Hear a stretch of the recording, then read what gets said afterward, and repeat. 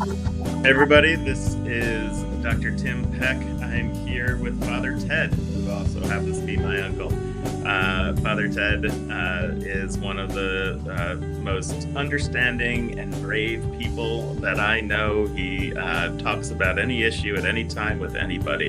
And so this is our second episode, and this time we're going to talk a bit about what the Pope has recently said about immigration and policy in the United States, and how that's affected Uncle Ted's everyday life as he is with his congregation, and then move that into difficult conversations. Giving tips on difficult conversations, how we have them, some examples of them as we think about how do we talk about anything right now in this country, immigration being right at the center of it. So, Uncle Ted, Father Ted, good to see you, and thank you for doing this again. Do you want to remind people, especially for those watching for the first time, who you are, where you work, and what your mission is? Well, Tim, it's really great to be with you again. I do love talking with you. I have to be careful what I say when you talk about difficult conversations. I go get myself in trouble. So I'm a Marianist priest, and I'm at the University of Dayton helping out with the students, which I love to do, helping out mostly with confessions, Catholic confessions, and liturgies. So glad to talk with you today. I gave a homily last weekend at a big church here in Dayton, Ohio, Holy Angels Catholic Church. Mm-hmm. And again, I spoke about immigration. So, and the Pope, can I ask you before, are your colleagues speaking about immigration throughout the country? Are you seeing that? Is that a common thing to be doing in the church on Sundays right now? Not enough. I think it's not yet in the churches, but the bishops are writing. The Catholic bishops are writing about it. I haven't heard it done in churches enough. Okay, and why do you think that is? Just because it's so hard to talk about, or I think it's like it's all of a sudden hitting us in the country what it's all about, and people are they're stunned by what's happening. So I think being stunned is probably the most part of it. But I think I mentioned last week, I went to this big meeting here in Dayton. 300 people showed up to see what they could do about immigration. So it's beginning to emerge as by people really expressing themselves wisely right now. Yeah. And we talked about this last time. I'm going to revisit a little bit around, you have so many different pressures in your job as a priest right now, right? You have the law, you have American policy, you have now the Pope saying some things that we have to talk about. You have the American bishops, which aren't always aligned, the Pope and the American bishops, right? It's not always exactly aligned.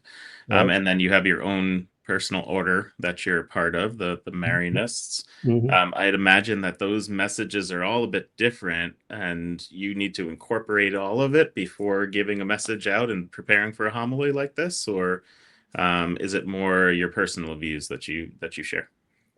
You said it. When I prepare these homilies, it's like struggling to know what do you say? How do you say something that's truthful, that's helpful, that's not against good human relations or equality of justice. So it's not easy.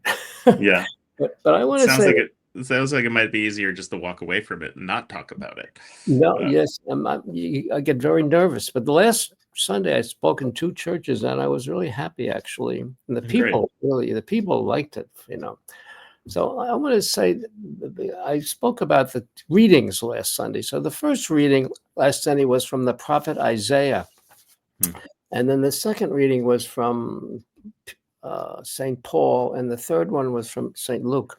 So briefly, I found in those readings the principles of what it means to really act in justice and truth. So the prophet Isaiah, he spoke in the year 742 BCE, and he had this vision that he was called to be a prophet. And the vision is from down from heaven into the temple comes the throne of God, and the seraphim, the angels, bring it down.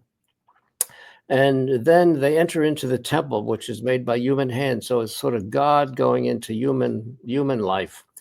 And then Isaiah cries out and he said, I am a man of unclean lips. I live with people of unclean lips. I cannot do what you ask of me. So he's being asked to speak out. And then he says, then in the vision, one of the angels, the seraphim, comes and takes a burning coal and puts it on his lips. And then he realizes he is called by God to speak. He is the model of any one of us speaking the truth. Then the second reading last Sunday was of St. Paul, and St. Paul talked about how he was previously against Christ, and then he recognized he went through all this tremendous change, and then he spoke out for Christ.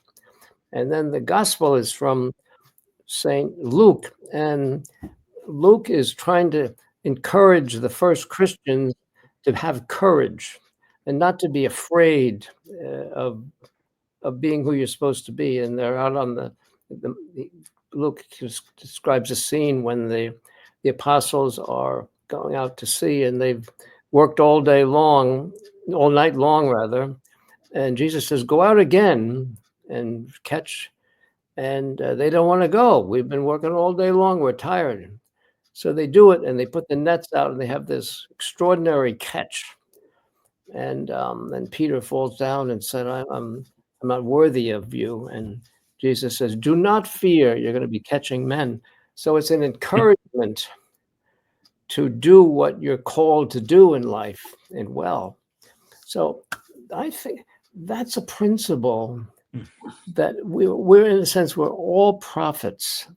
We have to speak the truth to leadership, and you have to speak the truth to society when society is going in the wrong direction. And Jesus represented it. He wasn't against laws and paying taxes. He had at one point the people go and didn't pay the taxes they had to pay to the Roman government. Or when he cured somebody, he said, go into the priest and do what you have to do if you're cured. So he wasn't against authority, but he was always healing the weakest of society, always bringing, health and consciousness of growth. So a prophet is one who does that thing in your life. You encourage healthiness and growth, and you don't destroy. So that's kind of the basic principle. Yeah, I mean, I got a bit of a chill when you were speaking, because I'm personally going through some things right now and conversations with my family around, should I run for Congress again or not? And part of me wants to just make a bigger garden and buy some cows and make my farm a little bit more hardy, put some fruit trees up and stick around there and not leave the property right now. That's part of me. And then another probably much larger part of me says, the world is changing. It always is. And I've been given some gifts and some skills, and also a lot of collegial colleagues and supporters and friends and things over this last couple of years of running, to walk away from that and not do maybe what I've been called to do is difficult to think about, right? And have those difficult conversations with people on every side of the aisle. That I kind of drift toward the middle, really, when it comes to a lot of these issues. And that means when you're in the middle, it means you're having difficult conversations with everybody on both sides, with your friends and foes. And for me, I always think anyone I'm talking to could be a future friend, right? Yeah. Anyone I'm talking to could be a future friend. So this idea of not kind of walking away from it is one thing, but before I stop, let's say there's also this, what I'm hearing in there is a little bit of like imposter syndrome, of like this idea of, who am I to be saying these things? Who am I to be out there and, expressing my own opinions, etc. Like, I'm not, my lips aren't pure, kind of thing. And there's also this message of, find the good in yourself, and put yourself out there to help be part of progress in the country, but in our lives and in our relationships. Well, Tim, you have hit the nail on the head. That's exactly what the prophet went through. He was afraid to speak out. I don't have the ability to speak out. I can't speak out.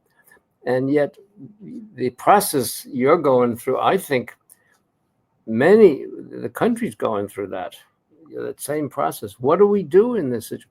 And I came to the conclusion, if you don't speak out, it's much worse. If you let the evil surround you go on, it's much worse. And I want to quote Thomas Merton. Thomas Merton, maybe the people, many know him. I think I mentioned him last week, I'm not sure, but he was this writer, tremendous spiritual writer. And I could say many things about him, but at one point in his life, he was tempted to give up his writing. And when he did that, he said he was haunted by the virgin spirit of our faith. And he had to go beyond the darkness that prevents him from seeing only half-lighted shadows. So he knew that he was writing about something that he's discovering very profound and real. And he had to go beyond the darkness that's in there and get to the truth, and he had to write it. Mm-hmm. So it's a struggle we all go through. These half-lighted shadows, I mean, yeah, that is beautiful. And again, this thing for myself, that always feeling part of where, where's the truth? Where is, when I'm having these conversations, I can't think that I'm right completely, because I'm not. I'm human, right? And have my opinions, but it's also a journey, right? And so everybody you talk to, and I get to talk to thousands of people about so many different things, you just grow and you learn, and you almost always feel like you're in that half shadow of, of trying to come out toward the light of where the truth is, and just learning from so many different people. So it gets into, again, the idea of encouraging people to have the difficult conversations right now in such a way that you realize that you may, even if you feel the truth, you may not know the truth, and it's likely somewhere you can always learn something from someone else. Let me quote you and I talked before we got on about this letter. Pope Francis just wrote a letter to the American bishops. It's about immigration, and I think it's worthwhile saying what he said in the letter. So basically, he's very kind to them. He's encouraging them to do what they have to do for the immigrant. But then he gets in sort of the principle. Then it's kind of difficult to understand this maybe, but he says the true common good is promoted when society and government, with creativity and strict respect for the rights of all, and then he says, as I have affirmed on numerous occasions, welcomes, protects, promotes, and integrates the most fragile, uprooted, and vulnerable. This does not impede the development of a policy that regulates orderly and legal migration. However, this development cannot come about through the privilege of some and the sacrifice of others. What is built on the basis of force and not on the truth about the equal dignity of every human being begins badly and will end badly. So what I got, he's getting to the essential principle of the dignity of every human being. Mm-hmm. And if you build society on avoiding that, or not producing, not respecting you're going to build a bad society. And that's the principle, I think. Yeah. And where is it's amazing, and where this intersects with law, it's interesting. I know that the Episcopalian Church and I think it's like 25 different churches, um, one of the churches from the Jewish faith, all of these banded together to sue the federal government around making sure that ICE can't come into churches or places of worship. Mhm. And the basis of the lawsuit is that attendance is down because of that. People are scared to go out into public because of it. And so it's interesting to see where this dovetails into the actual action of the law and where the fight is. I think it's going to be around that issue, because from there it will spread to other, more sensitive or sacred places. So, yeah, your thoughts on, having the protection of the public space of a church to be a place where you can be free to worship and not worry that, it'll be disrupted. Yeah, because it's based on that principle. The law is not above the legal law is not above the moral law, and innocent people who are going through so much difficulty, even poverty, and to the church is someplace where they have the right of sanctuary. The church has the right to uphold that moral law, the dignity of people, so they're not mistreated. And you're saying this is a kind of a legal, when you say the right, are you saying more of a legal constitutional right or more of a human religious right? To tell you the truth, I don't know all the legalities of that, to tell you the truth, but it seems to me it's such ingrained in human nature that people have that right of sanctuary at times when they're being mistreated by the law. Yeah. It's just good, healthy respect for human beings. I'm going to ask you a difficult question, and this predates what's going on now. Have you ever been part of with the church around providing sanctuary for people who might have been persecuted in one way or another? What does that look like? And is there conversation around that, or are we talking about more active giving sanctuary to people, or is it just open up the church doors? Anyone who comes for Sunday Mass is having sanctuary at that time.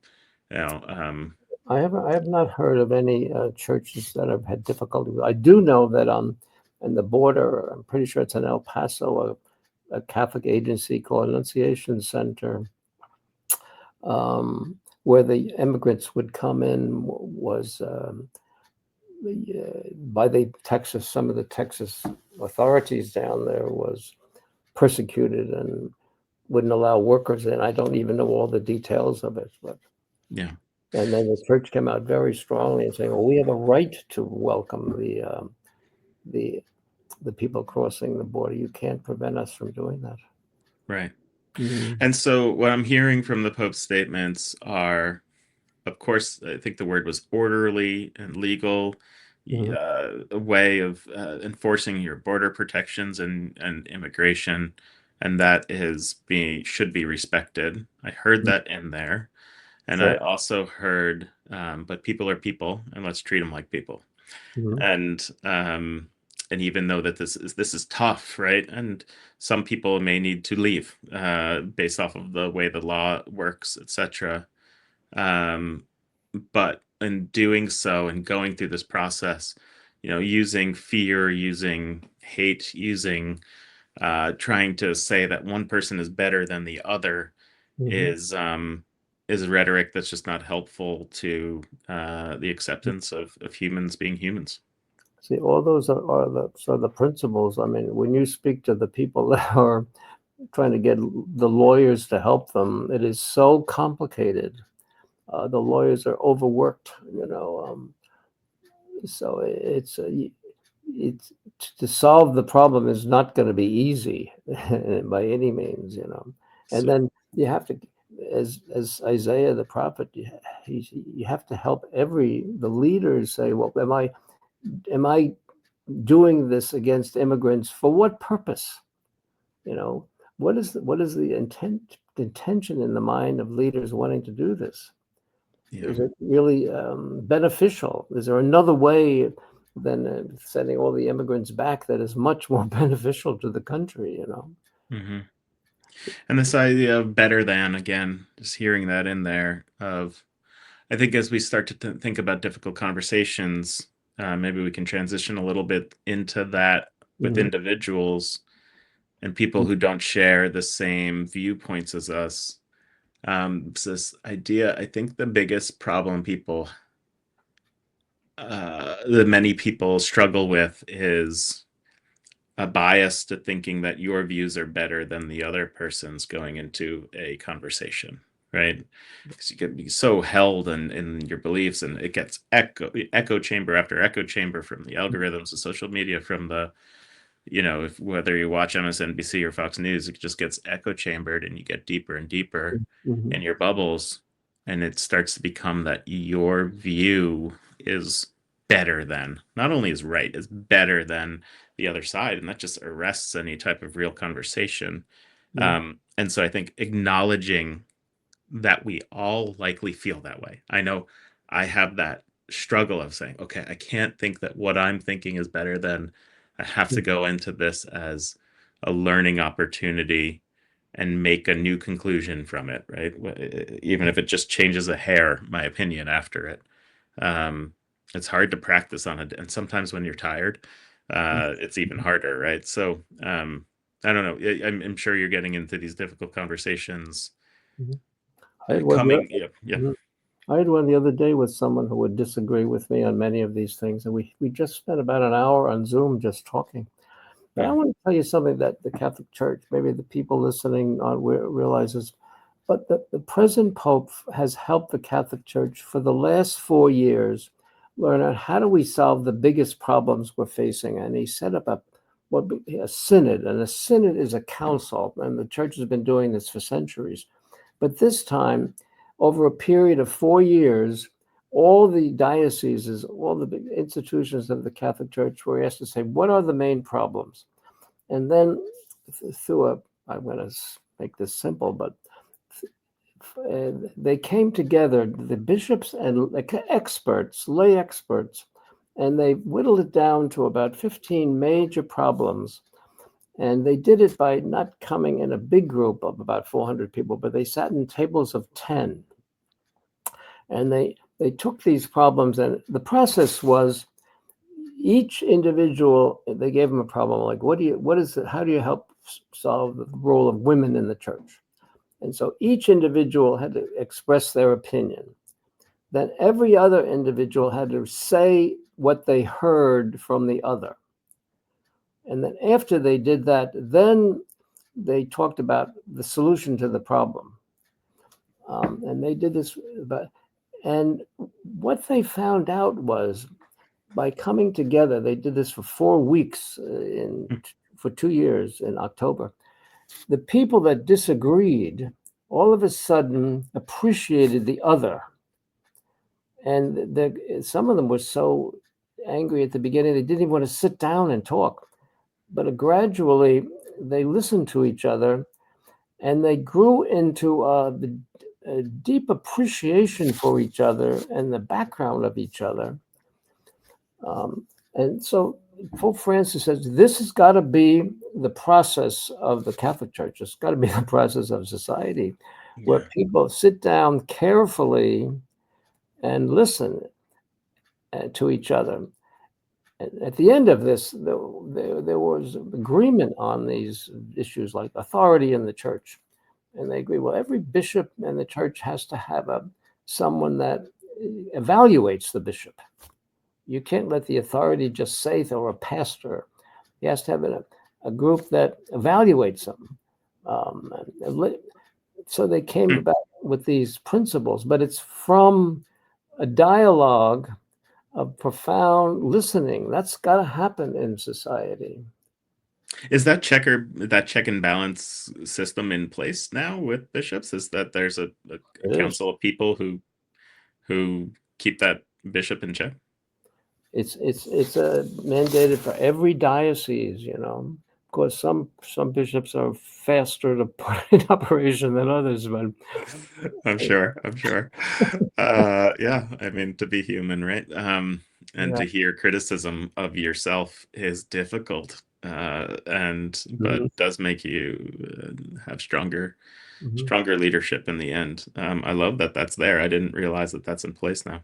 Oh, and the women's issue is really tough again, and the LGBT question is very difficult because in Africa, you know, homosexuality is like a crime. In the Mhm. United States, it's much more liberal.